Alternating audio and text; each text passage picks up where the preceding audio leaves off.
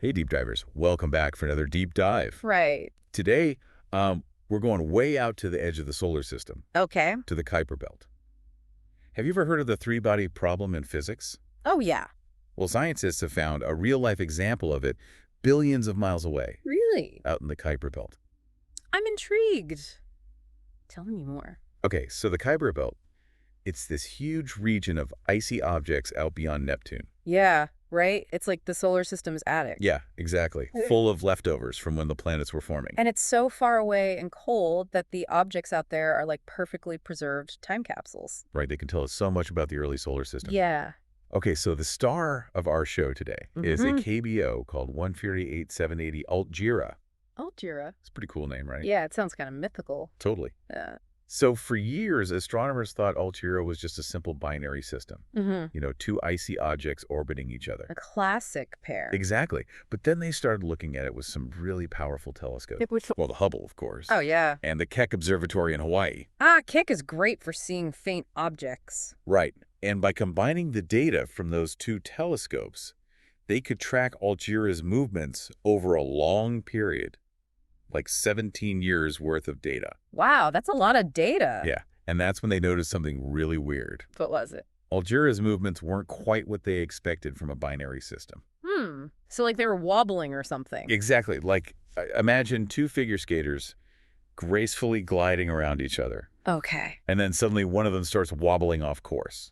Okay, yeah, I see what you mean. Like someone's tugging at them invisibly. Wow, so what's causing the wobble? Well, after analyzing all that data, the astronomers realized there must be a third object out there. A third object? A secret dance partner that no one knew about. So there are three of them? Yeah, a triple system. So it's not a binary, it's a triple system. Right. And this third object, it's messing with the gravitational balance of the whole system. Oh, wow. So how big is this third object?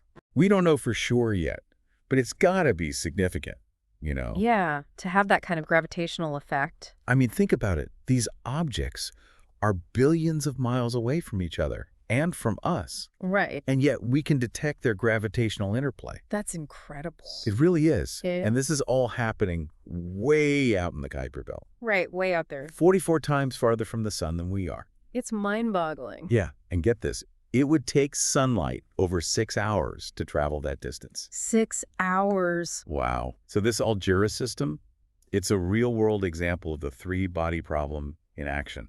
Oh, yeah, the three-body problem. I remember learning about that in physics class. Not my best subject. Yeah, me neither. So for those of us who aren't physics whizzes, can you explain why the three-body problem is such a big deal? Well, imagine you're playing pool. You hit two balls together. Okay. It's pretty easy to predict where they'll go, right? Yeah, two balls. That's simple. Right. But then you add a third ball, Oh. and suddenly it becomes almost impossible to calculate their paths accurately, especially over long periods. Like trying to predict the weather. Kind of, but with gravity. Okay, so instead of colliding, these objects are constantly pulling on each other with the gravity. Right. And even Isaac Newton struggled with this problem. Really? Even Newton? Yeah, he couldn't crack it. So the guy who basically invented gravity couldn't figure out the three-body problem. Exactly. It just highlights how complex gravity can be when you have more than two bodies involved. Right. For centuries, the three-body problem was mostly theoretical. Right. Just a thought experiment. But now with Altjira, we have an actual system to study it. Yeah, a real-world laboratory. It's like nature's own physics experiment happening billions of miles away. I love that. Yeah, it's like we're watching this gravitational ballet unfold in real time. And it raises so many questions like, how did this system form? Right. How does it stay stable over billions of years? Yeah. And what can it tell us about the fundamental laws of physics? Right. It's like Altjira is saying to us, hey, figure this out. Yeah, it's a real challenge for scientists. But an exciting one. Okay, so we've got this crazy triple system way out there. But how do scientists actually study something that's billions of miles away? I mean, are we just stuck watching those wobbles? Well, the wobbles are a good starting point, but there's something even more exciting coming up over the next decade. Oh, yeah, what's that? Altjira is going to enter what's called an eclipsing phase. An eclipsing phase, like a solar eclipse. Exactly. From our perspective here on Earth, an outer object in the Altjira system is going to pass directly in front of the central object. Oh, wow. So we can actually see one of these icy objects blocking the light from another one. Yep. It's like nature's giving us a shadow puppet show billions of miles away. That's pretty cool. Yeah. So what can scientists learn from these eclipses? Tons of stuff. By carefully measuring how the light dims and brightens during the eclipse, they can determine the size and shape of that outer object with amazing accuracy. So it's like using the eclipse to take a silhouette of that distant object. Exactly. And they can also learn about its composition. Oh, right, because different materials absorb and reflect light differently. Exactly. By analyzing how different wavelengths of light are affected during the eclipse, scientists can get clues about what that outer object is made of. So we could find out if it's made of the same stuff as comets, or if it has something totally unexpected. Right. It's like having a chance to do remote sensing on an object that's smaller than a planet but farther away than Pluto. That's incredible. So each eclipse is like a snapshot, giving us a little bit more information about this distant system. Exactly. And by timing those eclipses very precisely, scientists can also refine their measurements of the entire system's mass and the object's orbital dynamics. Right, it'll help them test and improve their models of how gravity works in these complex situations. Exactly. And speaking of improving our understanding, we have a new tool that's going to revolutionize our study of Altjira. You mean the James Webb Space Telescope? The one and only. I've heard so much about it, but I thought it was mainly for looking at distant galaxies and stuff. It is great for that, but it's also incredibly powerful for studying objects in our own solar system. Oh, really? Yeah, remember how we talked about analyzing the light from Altjira during those eclipses? Yeah. Well, the James Webb is incredibly sensitive to infrared light. Okay, and what's so special about infrared light? It can see through the dust and gas that might block our view from Earth-based telescopes. Ah, so it's like having X-ray vision for space. Kind of. Yeah. We can peer right into the heart of the Altjira system. Wow. So the James Webb is going to give us an even clearer picture of what's happening out there. Absolutely.